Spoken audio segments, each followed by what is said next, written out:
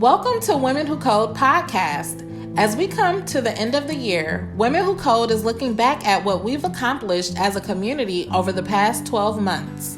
We've hosted more than 1,900 events, uploaded over 700 educational videos, and we've grown to a community of 320,000 members in 147 countries.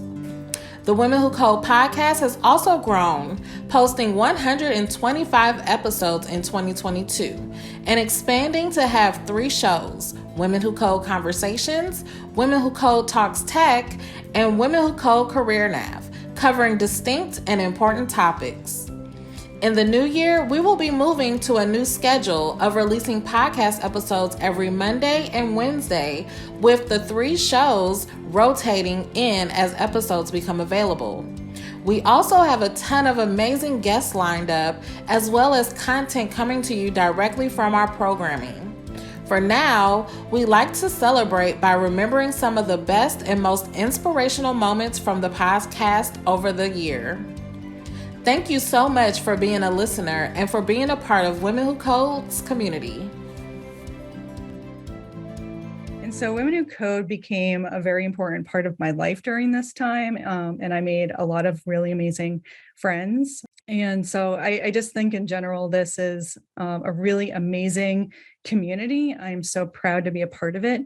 Women Who Code really is a fulfilling place and a community where you can really grow personally and connect with different persons with different experience. You have so much opportunities because you can give a talk about something. You can learn about others' experience. You can do a lot of different activities in the community. It lead me to open my eyes to more out there, and instead of just seeing what it is in Guatemala and what we have in graphic design, but to expand my opportunities beyond this on my career, right? I started looking back Women Who Code communities email. It's like, yo, maybe that's a place I should go for. And it has not disappointed me. Like the first time when I log on Slack, I asked for a resource. People start messaging me and I feel like very welcome. For me, I was like, yo, I don't know what I'm going to build, but hackathon seems fun and I'm not going to doing that alone. So for me, I was just, why don't I give it a try? And it did not disappoint me. Hackathon was a great experience. I got the opportunity to travel quite a lot with Women Who Code, and I met the global team for the first time at Berlin Re-Rise Summit in 2018. And I just love the opportunity of meeting other directors and the Women Who Code community at these conferences. So I just loved my whole overall experience as director. And I like to share this wonderful story about one of our members in the mobile track, Claudia.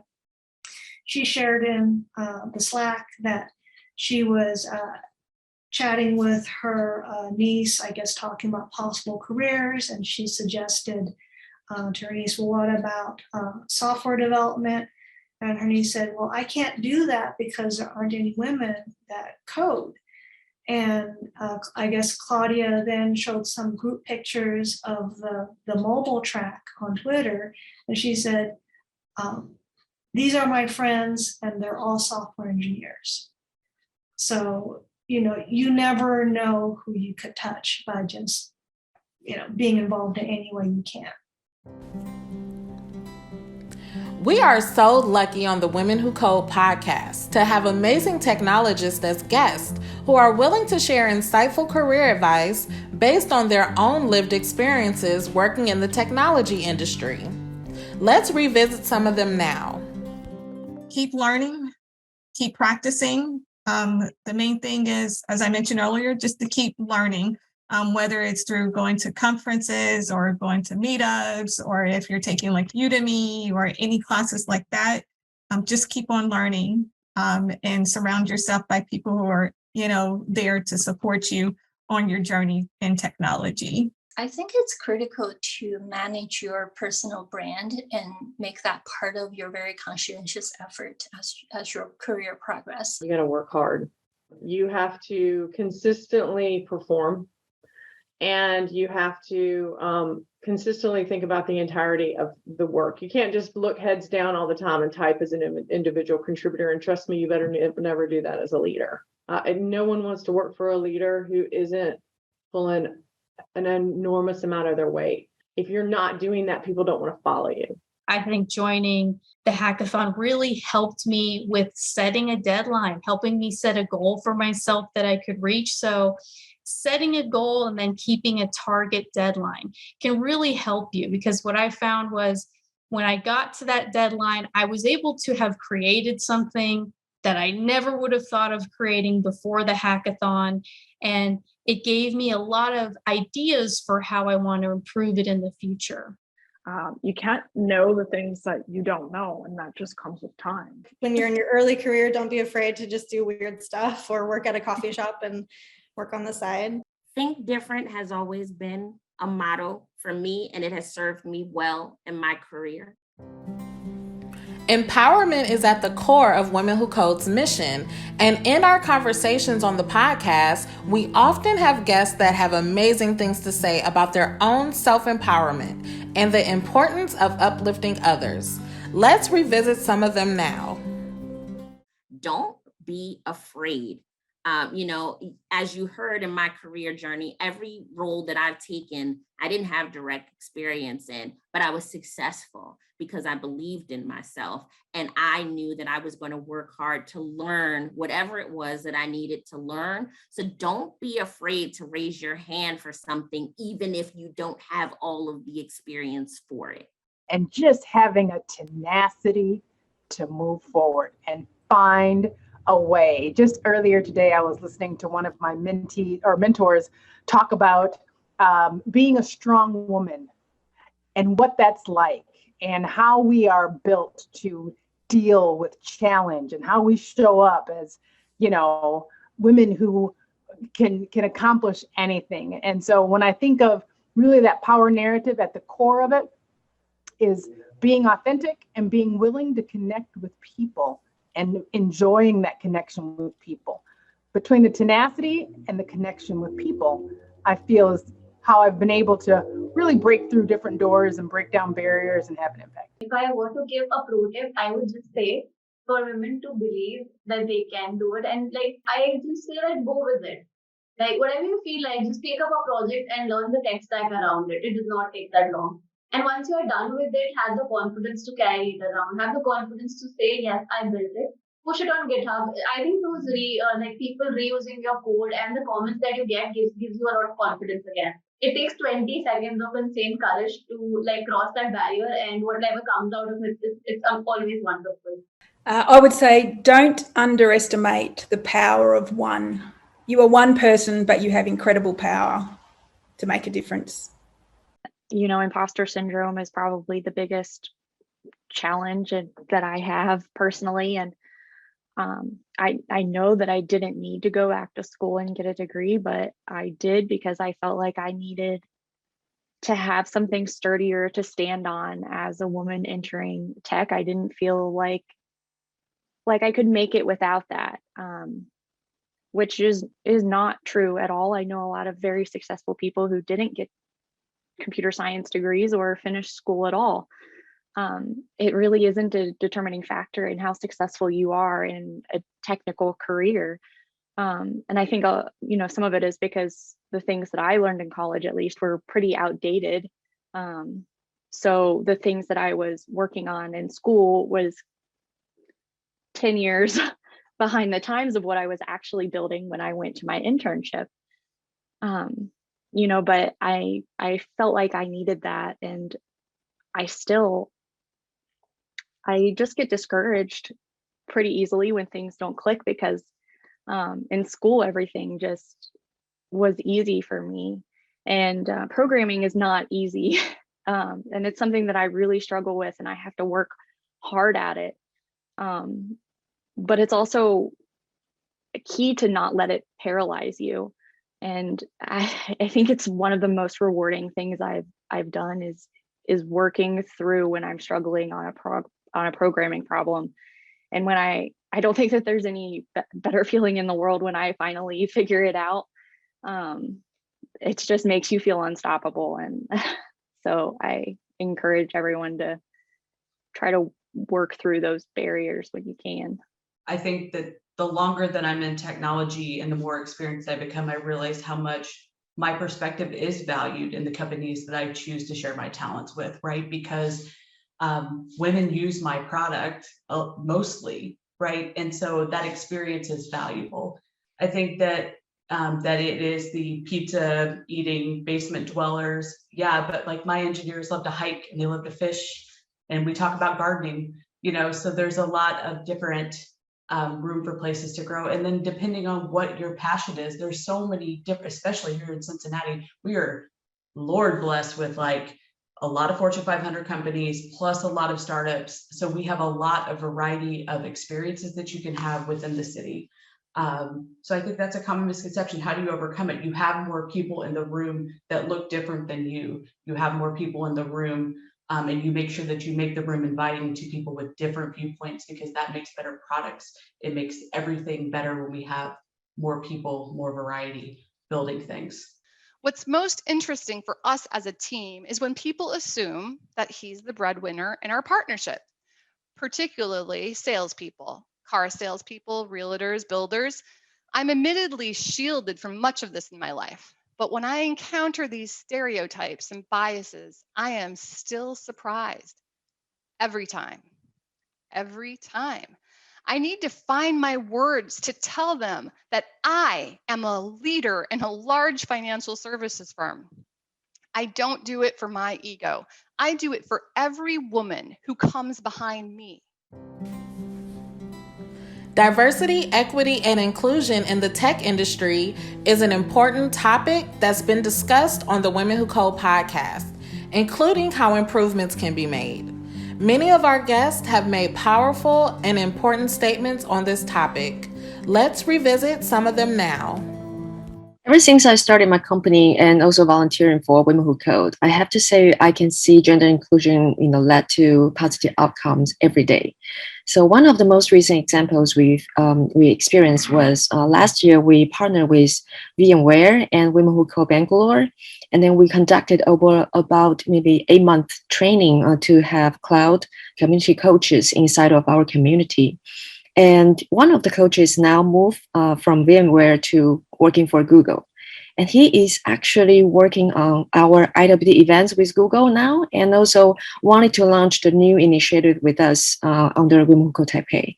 So I have to say, gender inclusion, no matter what happens, during our process of, working as community events or, working as volunteers in our org, I have to say there are so many good things happens every day. When I walk into a Target or a Walmart, I would see that there would be these pink and purple Legos for girls. And they're typically like a dollhouse or an ice cream stand, something really easy to put together. But then when you go towards the boys' side, that's when the blue and the brown Legos, which are like Star Wars or battleships, and the complicated one, like 1,400 pieces, and like important ones that actually, so what I did when I, as a part of being a robotics coach, I also work with underprivileged schools around San Jose.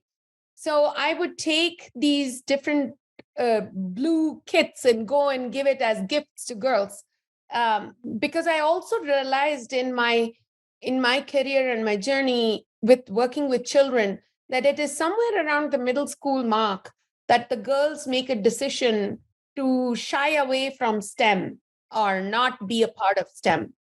So that's the age that you have to tap. So being a robotics coach, it really gave me that avenue to help work in my community, give back to my community. I had a donor who commented that they chose to give to Women Who Code because they thought that they were a part of the problem at one point. They thought that they were a diverse and equitable industry. And then, upon realizing it was kind of a boys' club and unconsciously they were contributing to that, and they wanted to make sure that that was changing and recognizing that there are so many smart, inspiring, and powerful women and people of diversity that are out there that could really contribute to their organization. Yeah, I mean, I've been doing a lot of thinking about kind of how we get more women in engineering because, you know, everywhere I've worked at, I've definitely not worked at parity. We do a lot of looking at the initial funnel. So one of the things that we found is even at the job ad stage, we're actively repelling women because women read job ads very differently to the way men read job ads. So women will see a list of 9 mandatory things and they'll have 8 and they're like, oh, I can't do this job. And like a guy will literally look at it and go, I got none of them, but I'll be great. So it's about writing the job ad in the first place in a way that's not actively repelling women, and then going through the interview process. It's looking at values rather than, you know, these particularly like get up here and do a whiteboard test.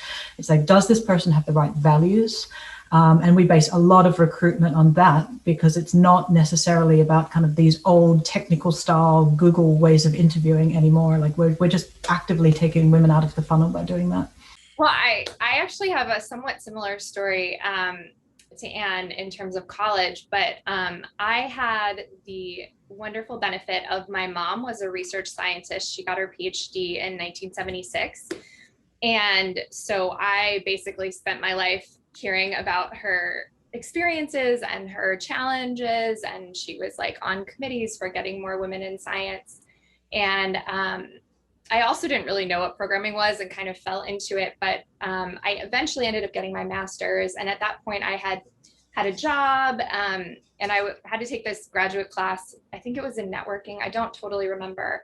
The professor was new. He wasn't great. I wasn't doing well. And so I went to him for help. And I said, look, like your lectures, the book, the tests, they're not like all coming together for me. Like, what do you suggest I do? And he knew that I also had a liberal arts degree. And his response was, well, some people are good at reasoning about numbers and some people are good at humanities. And I was like, okay. So I left and I was very upset. And I called my mom and I was like telling her about this. And she's like, listen up, this is what you're going to do.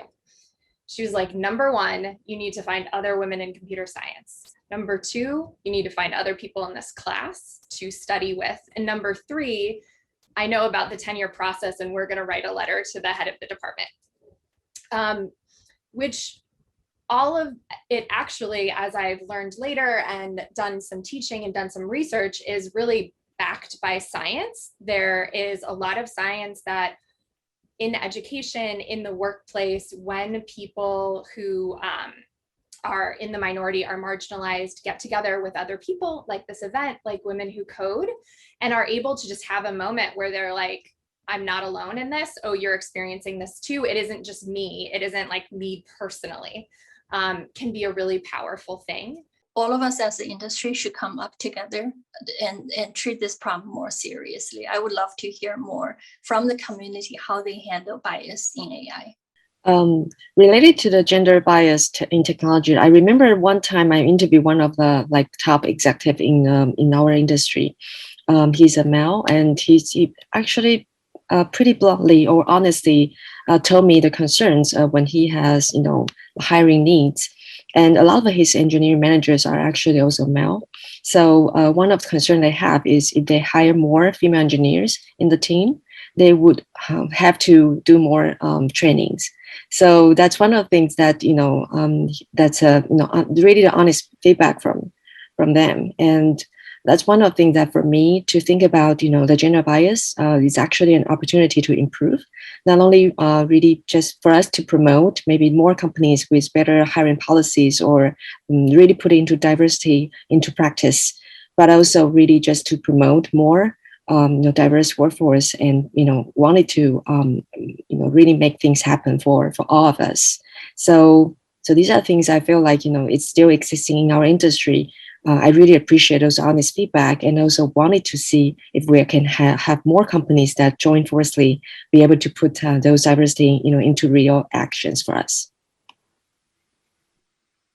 Fatima, what about you? How have you seen gender bias showing up in technology and the products that we experience, or in the way that they're built? Just like everyone said, it's usually happening all the time, but we just didn't notice it. So when you go back and like look at like for example Siri or Alexa, those virtual personal assistants, when they came out with a default female voice, because it's like a stereotype that make the majority of like secretaries and assistants they are female. So that's like highly biased. But at the time that it came out, we probably didn't notice it.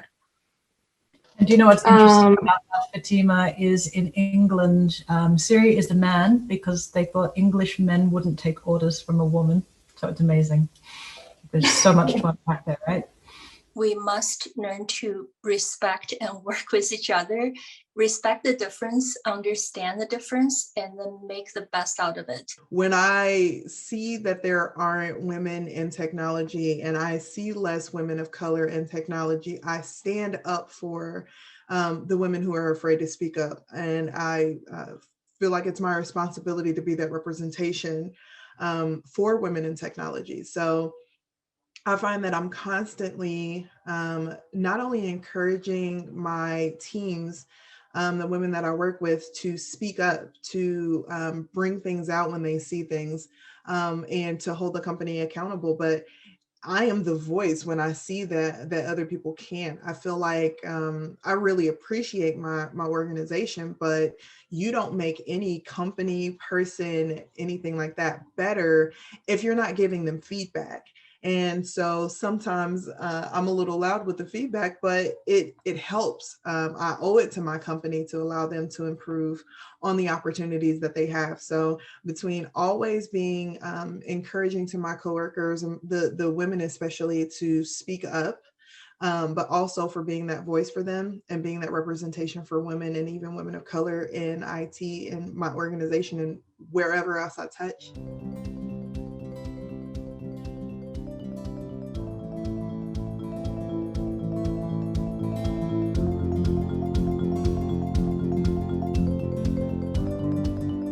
Thank you for listening to the Women Who Code podcast. To find out more about our mission and the work we do across the tech industry, visit our website, womenwhocode.com. You can also follow us on Twitter and Instagram at Women Who Code. Be sure to check out our YouTube channel with hundreds of hours of free educational videos. Just go to youtube.com/Women Who Code. Thanks again for listening, and remember to subscribe, rate, and comment.